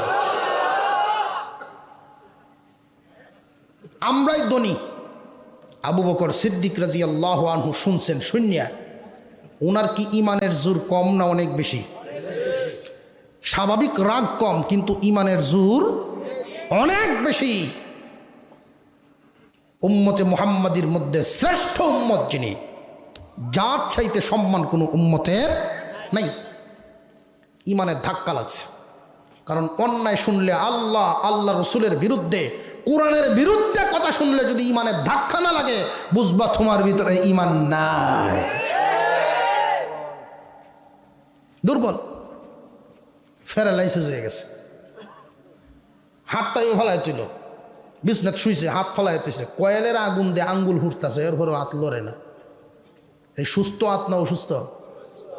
কথা বুঝতেছেন? আর যদি সুস্থতা হয়, মশায় কামড় দিল, 3টে গদ্যে উঠতে, মশারা দেখ কই আছে, ঠিক না? প্রমাণ হয়ে যায় মাঝে মাঝে বিভিন্ন বিধর্মীরা যখন উস্কানি দেয়, একটু খুসা দেয়, মুমিন বান্দারে খুসা দিলে কিন্তু খুব বেতালা, লড়ে না। দেখা গেছে এক বেটা ছাতি লাডি লইয়া চিড়িয়াখানা দেখত, বাঘের কাঁচার দ্বারকে ঘুরে আর কো এই দিয়া অথর নাম, লড়েও না, বেটা ছাতি দেখিছে তো আন্যা খুসা মারছে, যেই হুক করে উঠছে জুতা ছাতি মাতি ফালায় তো উঠে দিচ্ছে। মুমিন খেফে না, খেফলে কিন্তু খুব বেতালা। আবু বকর এমন এক সর মারছে, সর খায়া ইহুদি ঘুরিয়েছে, দুনিয়া ঘুরতেছে, এর উঠিয়া কারছে সর মাল্লা। কই সস্কিতা তুই? আল্লাহ গরিব, আল্লাহর বিরুদ্ধে কথা বলেছিস আমাকে বলতে। আল্লাহ এবং রসুলের বিরুদ্ধে কথা বললে মুমিন ঠিক থাকতে পারে না। থাপ্পর খায়া চিন্তা করতেছে কি করা যায়। এমন এক আদালতে বিচার দিব যেখানে সঠিক বিচার পাওয়া যাবে। সরাসরি রসুলের দরবারে আইছে, আয়া কয় হুজুর আপনার আবু বকর বিনা কারণে চর মারছে আমারে। বিনা কারণে না কারণ আসিন? খামাকা একটা চর মারছে আমারে। রসুল বলেন আবু বকরকে জিজ্ঞাসা করি, আর আবু বকরেই দিছে? জি হুজুর। না নামে ফেস লাগাইছ? আর সোরানি তাফরানি দিত উমরের খাম। না হুজুর, আজগর সর্দা আবু বকরই দিছে। আনো আবু বকরকে আনো। খবর জানছেন, জিজ্ঞাসা করি আগে।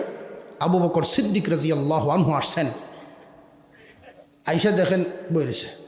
এরা দেখলি তো আবার গুসা উঠব। গুসা হইল মানুষের 4 প্রকার। রাগ কয় প্রকার? এক প্রকারের রাগ হইল উড়ে খুব তাড়াতাড়ি, যায়ও খুব তাড়াতাড়ি।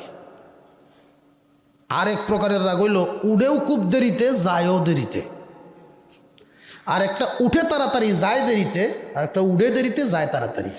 এই মোট হইল 4 প্রকারের মধ্যে সর্বোত্তম রাগ রইল উঠবে খুব দেরিতে, যাইব গা তাড়াতাড়ি। আবু বকর সিদ্দিক রাদিয়াল্লাহু আনহুর রাগ, রাগ উঠে না, খুব দেরিতে উঠতো, যাইতো গা তাড়াতাড়ি। আর হযরত উমর উঠতো যাইতো, উঠতো যাইতো, উঠতো তাড়াতাড়ি, যাইতো তাড়াতাড়ি। আবু বকর সিদ্দিক রাদিয়াল্লাহু আনহু দেখছেন, বলেন হুজুর অনুমতি দেন, এর আরেকটা থাপ্পড় দেলই। রসুল বলেন বোঝা গেছে তুমি আগে একটা দিছ, থাপ্পড় কেন দিছ সেটা কও। সে তো বলতেছে বিনা কারণে থাপ্পড় মারছ, কেন থাপ্পড়টা দিছ তুমি বলো। আবু বকর সিদ্দিক রাদিয়াল্লাহু আনহু বলেন পয়গম্বর, মক্কা থেকে হিজরত করলাম, মদিনায় চলে আসলাম, কোনো মালামাল আমাকে আনতে দেয় নাই, এরপরেও আমি রাগ করি নাই। আমার কলিজার টুকরা আয়েশা সিদ্দিকার উপরে অপবাদ রটায় দিল মুনাফিকেরা, আমি রাগ করি নাই। কিন্তু আল্লাহ এবং রসুলের বিরুদ্ধে যদি কেউ কথা বলে তাহলে আমি সহ্য করতে পারি না। ওরা আমাকে শুনায় শুনায় বলে আল্লাহ এবং রসুল গরিব, আমরা ধনী। আল্লাহ নাকি গরিব, তারা নাকি ধনী, এই কথা আমাকে শোনায় বলে। আপনি বলুন আমি কি সবচাইতে 1 নাম্বার ইমানদারের পরীক্ষা দিব না? আমি কি ইমানদার 1 নাম্বার কিনা এটার পরিচয় কি দিব না? 1 নাম্বার ইমানদারের কথা হলো হাত দ্বারা প্রতিবাদ করবে, অন্যায় দেখলেই হাত দ্বারা প্রতিবাদ করবে, এটা রসুলের কথা। মান রাআ মিনকুম মুনকারান ফালইয়ুগাইয়িরহু বিয়াদিহি ফাইল্লাম ইয়াস্তাতি ফাবিলিসানিহি ফাইল্লাম ইয়াস্তাতি ফাবিকলবিহি ওয়া যালিকা আযআফুল ঈমান। হুজুর আপনি বলেছেন 1 নাম্বার ইমানদারের পরিচয় হলো হাত দ্বারা অন্যায়ের প্রতিবাদ করবে। ইমানের স্তর হলো 3টা। অন্যায়কে হাত দ্বারা প্রতিবাদ করা, হাত দ্বারা প্রতিবাদ করার ক্ষমতা যদি না থাকে মুখ দ্বারা প্রতিবাদ করবা, মুখ দ্বারাও যদি প্রতিবাদ করার ক্ষমতা না থাকে অন্যায়কে প্রশ্রয় দিবা না, মনে মনে ঘৃণা করবা। আর অন্যায় হতে দেখলে যদি ঘৃণাটাও না আসে বুঝবা তোমার ভিতরে ইমান নাই, তুমি একটা মুনাফিক। মুসলমান সমাজে তুমি থাকো, কিন্তু অন্যায়কে অন্যায় মনে করো না। তোমার দলের লোকে অন্যায় করলে তাহলে আর তোমার অন্যায় মনে হয় না, আর একজনে করলেই অন্যায় মনে হয়। বুঝবা দলের মায়া বেশি, নবীর মায়া না। অবস্থা এমন হয়ে যায়। হযরত আবু বকর বলেন, রসুল আমার সামনেই কথা বলছে। আল্লাহ রসুল বলেন, এই ইহুদি, আল্লাহ তো তোরও আল্লাহ, আমারও আল্লাহ। ইহুদিরও তো আল্লাহ মানে, আমাকে মন্দ বলস মানলাম, কিন্তু আল্লাহর ব্যাপারে এই কথা বলছস কেন? কয় আমি কইছি না।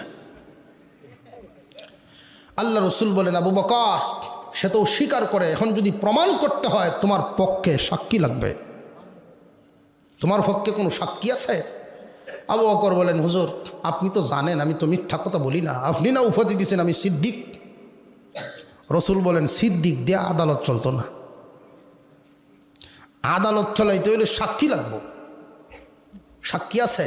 যে না আমার সাথে তো কোনো সাক্ষী নাই। তাহলে ইসলামী আদালতের নিয়ম, সরের বদলা সর।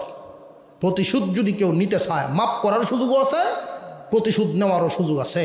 প্রতিশোধ যদি নিতে চায় তাহলে আন্নান নাফসা বিন নাফসি ওয়াল আইনা বিল আইনি, যা হইছে তা বরাবর। মানে আমরার অভ্যাস হইল, দেখুন যে মুসলমানের গফ শুনুন যে অবস্থা কী হয়েছে, কয় ঈদের বদলা ফাতর দিয়ে দেন।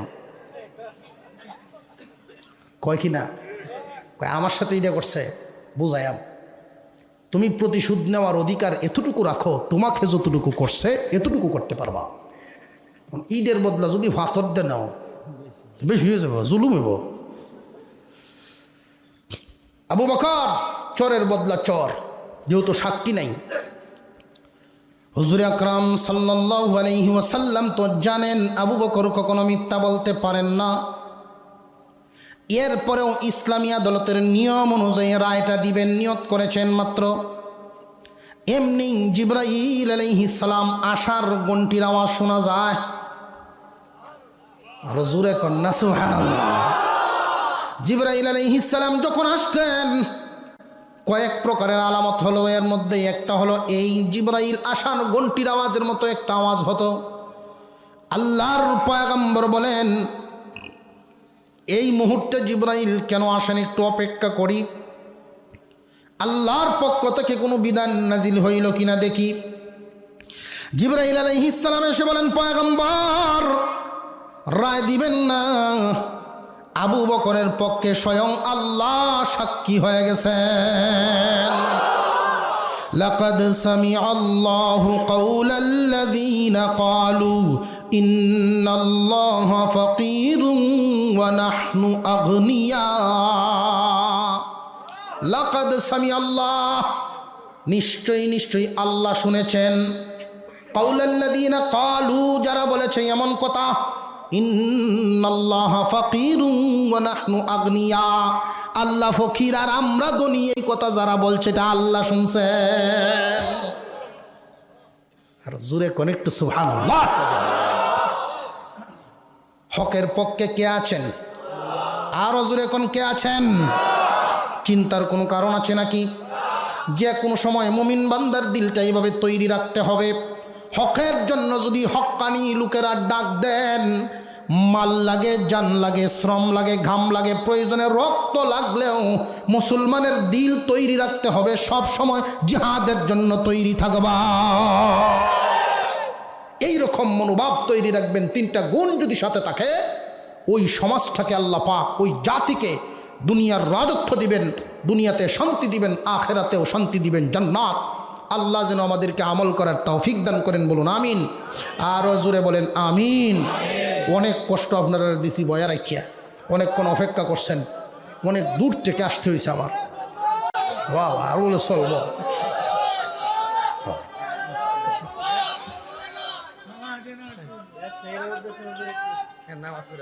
দেখেন আপনারা তো বাড়িত গিয়া অনেকে আছেন, বিবি সাহেবের কবেন, এই সাবধান, 8টার আগে অন্তি ডাক ডুক দিস না।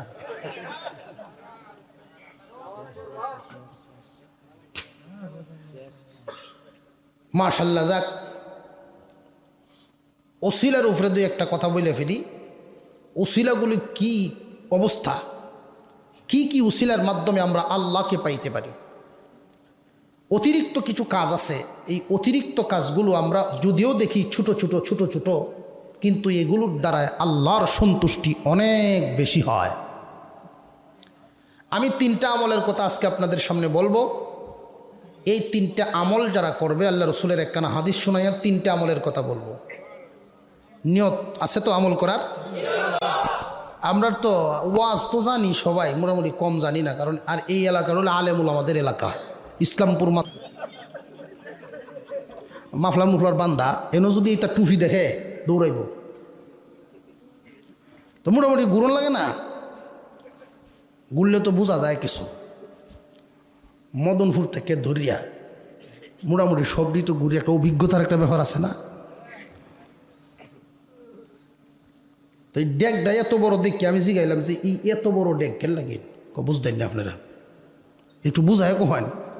ডেকটা দেখে বুঝতেন ফিট ডেক কেমন, যেমন ডেক এমন ভিড়, আন্তাজটা বুঝেন। তো এরকম এক ফিরের আবির্ভাব একটা এলাকা। বেটিয়ান বেড়াইন যদি দেখা যায় 10 জন যায়, বেটিয়ান 40 জন। এই মাদ্রাসার ছাত্র, সে তো সাবেক ছাত্র, সে বুঝছে একটু বেজাল বেজাল লাগতেছে, কারণ বেটিয়ান যে এই দরবার আওয়াজ আওয়া বেশি করবো, এ যে বন্ড কোনো সন্দেহ নাই। এই ছাত্র গেছে গিয়া দেখে বেটা বইছে কি আলিশান এক চেয়ারও, কিন্তু আজীব এক সুরত, একটা চোখ 40 লাগাইল, শুধু এক চোখকে দেখে। মানে একজনরে জিগাইল, ফির সাহেবের কি এই চোখটা কানা? আরে না কানা, চোখটা পুরাপুরি ভালো। উনি এক চোখ দিয়ে দেখে আর এক চোখ দিয়ে দেখে না, যে একটা দিয়ে যদি দেখার কাজ চলে আমি অপচয় কেন করব? 40 লাগাইতেছে। এই ছাত্র গেছে ফিরের দ্বারো, 40 লাগাইতেছে। হুজুর এত হিসাবী মানুষ আপনি, এই 40 কতদিন যাবৎ? 7 বছর যাবৎ এই আমল করছি। তাহলে এই 7 বছরের ভিতরে নামাজ রোজা সব ঠিক আছে? সব যে ঠিক আছে, আপনি যে 40 লাগাইতেছেন ও জুইতই তো না। কয়েকজন মানুষ যে সামনে আছেন, কথা তো ঠিক, এটা তো চিন্তা করছি না আমরা। এই জায়গার না বুঝলে ওজু হইব। এই ছাত্র মাদ্রাসার সামান্য একটু নূর পাইছেন কয়েক বছর আসা যাওয়ার কারণে, ওজু কেমনে হয় আর ওজু কেমনে হয় না, আর মাদ্রাসা না গেলে ওজু গুসুলটা পর্যন্ত জানে না। নামাজ পড়তেছে তারাবির নামাজ, সাসা বাতিজার নাতি নুতি লই এবার বাংলা করে লাগাইছে নামাজ, তারাবির নামাজ 20টি হাত, মানে একটু বড় বড় খালি সৌসেজ দাতে, একটু বড় বড় খালি সৌসেজ দাতে। তখন সাসায় জিগাইতেছে, কে কিরে তুই অত তো সৌসেজ দাস কেন লাগিন দিতেছস? সাসা একটু বেজাল, কন যেত না তোমার ঠেন? হয়তো আমার ঠেন না কইলে তো তোর যে আফন দাদা আছে হে টেনে গিয়ে কি ঘটনা কি তা শুনি? জিগাইছে ঘটনা কি? কাজ গজে যে মুড়ি ডাইলের বড়া এতে ইফতারি বেশি করছিলাম, একটু ঘন ঘন নিম্ন চাপ হইতেছে, যতবার হয় অতবার সরষের দাদা। কথা বুঝেছে? সরষেজা দিলে নমাজ ঠিক, ওজু কোন কারণে ভাঙ্গে এটা পর্যন্ত জানে না। এরারে যদি খুব সহজে একজন ঠিকমতো বুঝাইল, তারে ঈমান আমল নষ্ট করা শয়তানের জন্য খুব সহজ। আর যেই এলাকায় মাদ্রাসা থাকে, আলেম উলামাদের নজরের ভিতরে যারা থাকে, ওদেরকে সহজে শয়তানের ইচ্ছা করলেই এদেরকে লাইন ছাড়া নিতে পারবে না। সবসময় অতন্দ্র প্রহরীর মতো ওলামাই কেরাম আনাগুনা করেন। আপনারা তো নিয়ামত পাইছেন বহু দিনের, এই যে বড় বড় আলেম উলামার আপনারা আছেন, উনি আমাকে খুব মহব্বত করেন। ইসলামপুরের মাদ্রাসার মোতায়েম হুজুর, আলহামদুলিল্লাহ, মহব্বতের কেমন টান। আমি খানায় কাবার থেকে বাইরেছি, মসজিদে হেরাম থেকে বাইরেছি, আর হুজুরকে হেরামে ঢুকতেছেন, সামনাসামনি দেখা, লক্ষ লক্ষ মানুষের ভিতরে। সাক্ষাৎ তো হওয়ার কথা না, মনের টান সাক্ষাৎ হয়ে গেছে। তো উনি দেখে খুব খুশি হয়েছেন, দোয়া করছেন আমার জন্য। আলহামদুলিল্লাহ, ওনাদের দোয়া হইল আমাদের জন্য এক সম্পদ। আমরা তো অনেক সময় মনে করি যে হুজুর তো যাইতেছেন, যদি মনটা একটু খুশি করে দেওয়া যায়, একজন মানুষের মন খুশি করে দেওয়া কি পরিমাণ যে লাভ, শুধু একটু বলবো। আর মানুষে মানুষে তো বেশ কম আছে, মানুষে মানুষে বেশ কম আছে না? অঙ্গ প্রত্যঙ্গ জবান সব বেশ কম আছে। এমন জবান আছে কোটি কোটি টাকা দেন কিনতে পারবেন না, বিক্রি হবে না। আর এমন জবানও আছে এক বান্ডেল জুরট দিলেই হয়। ঠুডের সিফাত সুরট যতক্ষণ থাকবো খালি হেরোতাই করব, সুরট শেষ মেয়াদও শেষ, আরেকটা নই চলবো।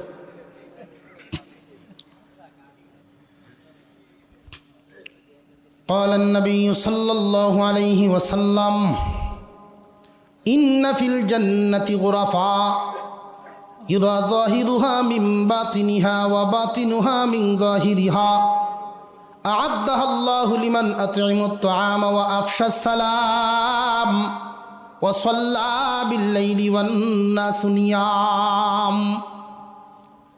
আল্লাহর পয়গম্বর বলেন জান্নাতে সুন্দর একটা বালাখানা থাকবে। অনেক মানুষ এমন আছে নিজের থাকার বাড়িঘরের অতিরিক্ত একটা বাংলো বাড়ি বানায়, যাদের টাকা পয়সা বেশি আছে। বানায়নি না? বানায় না? বিলাসবহুল যাদের জীবনযাপন, ওরা শখ মিটাইবার জন্য অতিরিক্ত একটা বাড়ি বানায়। আল্লাহর পয়গম্বর বলেন জান্নাতের ভিতরে অতিরিক্ত কিছু বিল্ডিং বানানো আছে, যাদের মধ্যে কিছু গুণ থাকবে, ওই অতিরিক্ত বিল্ডিংগুলো দেওয়া হবে এদেরকে। জান্নাতের ভিতরে একটা বালাখানা এত উন্নত মানের কারুকার্য থাকবে, ইউরা যাহিরুহা মিন বাতিনিহা ওয়া বাতিনুহা মিন যাহিরিহা, ভিতর থেকে বাহির দেখা যাবে, বাহির থেকে ভিতর দেখা যাবে। এত উন্নত মানের এই বাড়িটা, বাংলো বাড়ি, এটা দেওয়া হবে যার মধ্যে তিনটা গুণ থাকবে। আ'আদ্দাহাল্লাহু লিমান আত'ইমুত তা'আম, এক নাম্বার গুণ, যার মধ্যে মেহমানদারি করাইবার মতো গুণ পাওয়া যায়। মানুষকে খানা খাওয়ানোর অভ্যাস আজকাল তো মানুষের ভিতর থেকে এই দয়া মায়া উঠেই যাচ্ছে বললে চলে। গ্রাম অঞ্চলে কিছু পাওয়া যায়, শহরে একদম নাই। বাইকনা যদি ফোন দেয়, মামা আপনার নাতিনাত করলে আইতাম, কই সব বোনাস আইস না, তোর মামি শৈল ভালো না। ঠিক না বে? ঠিক, তোর মামি শৈলের অবস্থা ভালো না। মেহমান আসলে কি পরিমাণ লাভ অনেকেরই জানা নাই। আমি একজন মুরব্বী দেখেছি, দাওয়াত তাবলীগের মেহনত করতেন, কিন্তু গন্ডা ইউনিয়ন বাড়ি ছিল ওনার। আল্লাহ ওনাকে জান্নাতবাসী করুক, বলুন আমিন। উনি বলতেন 2 সপ্তাহ চলে গেলেই দোয়া করতেন আর বলতেন, আল্লাহ আমার প্রতি কি তুমি গুসা হয়ে গেছো নাকি? আমার বাড়িতে কেন মেহমান পাঠাও না, মেহমান কেন আসে না? মেহমান আসলে কি পরিমাণ লাভ। আমরা তো চোখে দেখি একজন মেহমান আমার বাড়িতে আসতেছে, এই মেহমানের সাথে একজন ফেরেশতাও আসে। মেহমান থাকবে যতদিন, ফেরেশতা থাকবে ততদিন। ফেরেশতার কাজ হলো তোমার জন্য দোয়া করা, আরজ করা। বলে হুজুর মেহমানদারি করাইবার মতো ক্ষমতা তো আমাদের অনেকেরই নাই, অনেক আইটেম করে মেহমানকে খাওয়াইবার মতো অবস্থা তো অনেকেরই নাই। হুজুর বলেন মেহমানদেরকে মেহমানদারি করলে আইটেম লাগে না, মেহমানদারি করলে মন লাগে। মন তৈরি করো, 1 গ্লাস পানি পান করাইলেও মেহমানদারির সুন্নত আদায় হয়ে যায়। 1 গ্লাস পানি পান করাইলেও মেহমানদারি হয়ে যায়। একজনকে খানা খাওয়াইলে মানুষ কত খুশি হয়। আজকাল আত্মীয় স্বজনের বন্ধন এতটাই ছিন্ন হয়ে যায়। বাবা ইন্তেকাল করেছেন, ফুফুর আর খবর নেই। রে ভাই, যেই বাড়িতে তুমি আজকে বসবাস করো, ওই বাড়িটার মধ্যে অবস্থা তুমি জানো না। তোমার বাবা যেইভাবে এই বাড়িতে বড় হয়েছেন, তোমার ফুফু এই ঘরেই বড় হয়েছেন। তোমার ফুফু যদি দুনিয়ার জমিনে জিন্দা থাকেন, তোমার উচিত হলো সব যদি কামাইবার চাও, মাঝে মাঝে এই মুরব্বী মহিলারে তোমার বাড়িতে আনবা। উনার কিন্তু মন চায়, যদিও দুর্বল হয়ে গেছেন, মন কিন্তু এই বাড়ির জন্য কান্দে। মাঝে মাঝে গিয়ে আনবা, কয়েকদিন রাখবা, সেবা যত্ন করে আবার গিয়ে দিয়ে আসবা। কলিজার ভিতর থেকে তুমি আল্লাহর কাছে দোয়া পাইবা। 1 নাম্বার গেল। 2 নাম্বার ওয়াসাল্লা বিল্লাহ, 2 নম্বরও আফশা সালাম, বেশি বেশি করে সালাম দাও। আতঈমুত তাআম ওয়া আফশাস সালাম, বেশি বেশি করে সালাম দেওয়ার অভ্যাস করা। আমরা অভ্যাস হলো লওনের অভ্যাস বেশি, দেওনের অভ্যাস কম। অথচ দেওয়াত লাভ বেশি না লওয়াত লাভ বেশি? যে সালাম দেয় তার লাভ দুইটা হয়, নেকিও বেশি হয়, ভিতরের অহংকারও দূর হয়। নেকি বেশি হয়, অহংকারও দূর হয়। কোনো মানুষ যদি দৈনিক 20টা সালাম দিতে পারে, হাতে গনে গনে 20টা সালাম দিবে, ওই দিনে অথবা রাতে যদি লোকটা মারা যায় তারে শহীদের সব দিয়ে হাসরে উঠাইবেন। টাকা পয়সা লাগবো নাকি? বেশি কষ্ট হয় না যদি একটু একটু গনেন। ইচ্ছা করলে ফ্যামিলির মানুষকে 8-10টা দেওয়া যায়। আমরা তো দূরের অপরিচিত মানুষ দেখলে শুধু সালাম দেই, নিজের মানুষরে দেই না। না দিতে না দিতে এই আমলগুলো নিজের গড়ে না করতে না করতে এখন অপরিচিত হয়ে গেছে। বাবা যদি সন্তানকে সালাম দিতে দেয় লজ্জা করে, সন্তান যদি বাবাকে সালাম দেয় লজ্জা দেয় না। স্বামী স্ত্রীর মধ্যে সালামের আদান প্রদান নাই, অথচ আল্লাহর নবী বলেন যেই ঘরের ভিতরে সালামের আবাদ হবে ওই ঘরের ভিতরে খবিস জিন জিন্নাত শয়তান থাকতে পারবে না। স্বামী স্ত্রীর মধ্যে সালাম দিলে, মোহব্বতের আলোচনা করলে আল্লাহ খুশি হন, এদেরকে নফল নামাজের সওয়াব দিয়ে দেন। স্বামী স্ত্রীর ভিতরে সালাম আজকে পারবেন নি কেউ গিয়ে দিতে? পারবে তো? জোর কমেছে গা, জোর কমেছে গা, বুঝতে পারছি তো। পারবেন ইনশাল্লাহ? কে কে পারবেন দেখি তো? এই বেটা আবু দুবলাম আমরা সুড়ু ফুলা মানে তুলছি।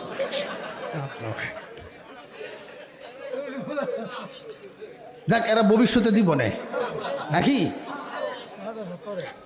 দাদা আর নাতি মসজিদে গেছে জুম্মার দিন, তো দাদা নাতি দুইজন একসাথে বসে ইমাম সাহেব দোয়া করতো, আল্লাহ তুমি আমরা নেক সন্তানের অধিকারী করো, নেক সন্তান দান করো। তো সবাই আমিন কইছে। রাস্তা তাই আর নাচতে জিগায়, দাদা তুমি যে আমিন ডে কইছো তোমার মতলব তো বালা বুঝতেছি না। তো দেখবেন বুড়া মানুষের যদি কেউ বের হতা কয় খুব খুশি হয়। কেমনে বুঝলেন? হাসি মারে বেলা, হাসি দেয়া দূর বেটা শয়তান, তা সময় রয়েছে আমার। ভিতরে ভিতরে কইলাম খুশি হয়েছে।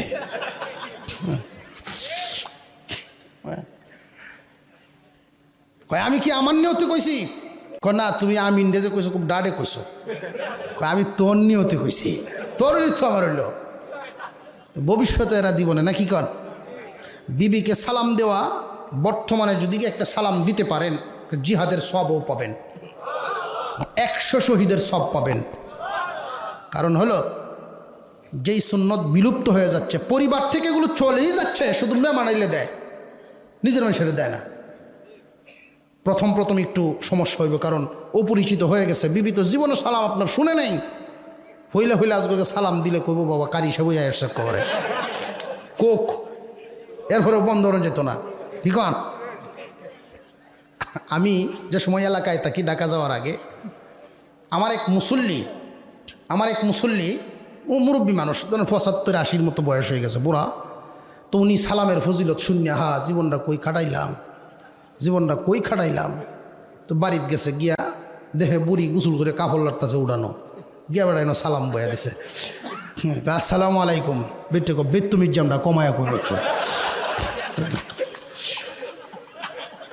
বেড়ে গুছো আসছে। পরের জুম্মাত আয়া কইতেছে বাজান চলতো নাই, তাই পারতাম না। কেন? বিরাট সেতা সেচ্ছে।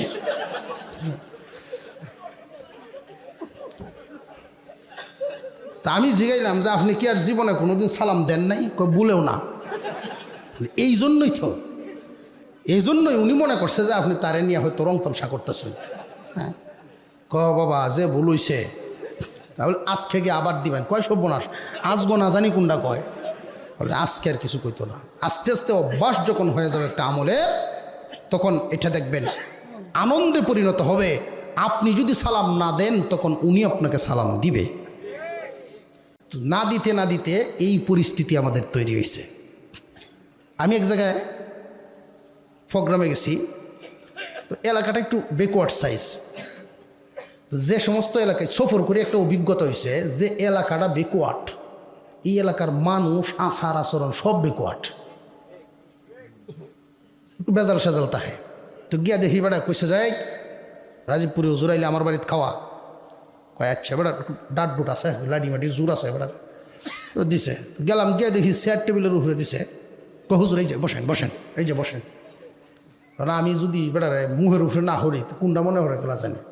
আমি বললাম ভাই দেখেন আমরা হুজুর মানুষ একটু সমান জায়গাত বইয়া খাইলে দুলা বেশি খাইতাম পারে। ও আচ্ছা আচ্ছা হুজুর তাহলে বই বইছি খাটের উপরে তো দস্তর খান নাই প্লেট আনতেছে সামনে বল ভাই একটা কিস্তা বিষয় দোকান দস্তর লাগবো তো ও দস্তর কয়ে দৌড়তেছে ফুতেও কুজে বাফেও কুজে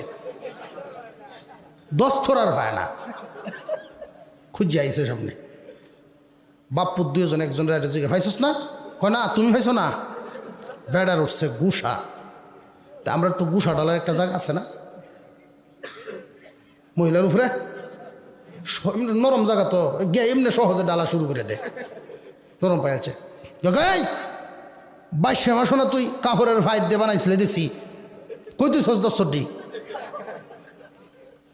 বেটিয়া কইতেছে আমি শুনতেছি কিয়া বেটিয়া না তো আছে কিছু জব দে হইয়া ওই বান্দর দেবে সিল্লাইতেছে কেন লাগে আমি কই আচ্ছা বেড়ারা যেমন বেডিটা ওইরকম কই গিয়া দেখো টাইলের সিফাত টাইল চিনছেন না দান তো যায় আপনারা কি কই উগারে তো আর দান হয় না ডুলি এই তো সে আসলটা বই পাই ডুলের সিফাত আছে গিয়ে দেখো এটা দৌড় দিয়ে গিয়া ফায়ালছে হুজুর ফায়ালছি টান দিয়ে লই আইসে আমার সামনে আল্লাহু আকবার খালি কুলছে বাসডা 2 আলি তেল চূড়া। আমি বললাম বাজান আপনি 2 নাম্বার বাসডা আর কুলুন না যে আপনার এটা ডুলি সিফাতি তাক আমার একটা গামছা দেবেন বিষয় প্রত্যেকটা সুন্নত আমরা কই আর সুন্নত কই অবস্থা দেখছেন আল্লাহু আকবার। আল্লাহর পয়গম্বর 3টা গুণের কথা বলেন 1 নাম্বার মেহমানদারি করাও 2 নাম্বার বেশি বেশি সালাম দাও 3 নাম্বার ওয়াসাল্লা বিল্লাইলি ওয়ান নাসু নিয়াম। এমন সময়ে নামাজ পড়ার অভ্যাস যে সময় মানুষ ঘুমায় এটা হলো তাহাজ্জুদের নামাজ। তাহাজ্জুদের নামাজের ভিতরে যখন মানুষ দোয়া করে এই দোয়াটা তো কবুল হয়ে যায়। তাহাজ্জুদের টাইমে আল্লাহর কাছে চাইলে তার মনের আশাটা আল্লাহ পূরণ করে দেন। নিয়মিত তাহাজ্জুদের আমলকারী যারা হন তাদের কবরে আল্লাহ বাতির ব্যবস্থা করে দেন। তাহাজ্জুদ পড়ানোওয়ালা তো এখন দিন দিন কমে যাচ্ছে। বান্দা তুমি বলবা তো বলবা মাওলার কাছে বলো তোমার কি দরকার এই টাইমে বলো। আজকে মুসলমানের হালত কোন দিকে গেল? মোবাইলের পিছনে সময় দিতে দিতে 2টা 3টা বাজায় ঘুমায়, সকাল 9টার আগে ঘুম ভাঙে না। মুসলমান পয়গম্বরের অভ্যাস ছিল এশার নামাজের পরে বিনা কারণে দুনিয়াবি কোনো কারণে উনি রাত করতেন না। দুনিয়াবি কোনো কারণে এশার নামাজের পরে বেশি দেরি করবা না, খানা খায় ঘুমায় যাও। তুমি শেষ রাতে উঠো, ফেরেশতারা ঘুরতে থাকেন আর বলেন কার কি চাহিদা আছে চাও। কে অভাবী চাও অভাব আল্লাহ দূর করে দিবেন। কে ঋণী চাও আল্লাহ ঋণ মুক্ত করে দিবেন। কার রিজিকের অভাব চাও আল্লাহ রিজিকের সমস্যা সমাধান করে দিবেন। তাহাজ্জুদের টাইমে আল্লাহর কাছে চাইলে মাওলা দোয়া কবুল করেন। এই 3টা আমল যার মধ্যে থাকবে মাওলায়ে কারীম সুন্দর একটা বালাখানার মালিক জান্নাতের ভিতরে মালিক বানায়া দিবেন। মনে থাকবো তো? মেহমানদারি করাইবার অভ্যাস করা, মেহমানদারি করাইবার অভ্যাস করা, কৃপণতা না করা। মেহমান আসলে খুশি হও যে আমার বাড়িতে মেহমান আসছে, কারণ একজন মেহমান তোমার বাড়িতে আসলেই বাড়ির সামনে বসে বসে একজন ফেরেশতা আল্লাহর কাছে দোয়া করবে, আল্লাহ বাড়িওয়ালার সমস্যা সমাধান করে দাও। মেহমান যত খুশি হবে ফেরেশতাও তত খুশি হইয়া দোয়া করবে। আল্লাহ যেন আমাদেরকে আমলের তৌফিক দেন।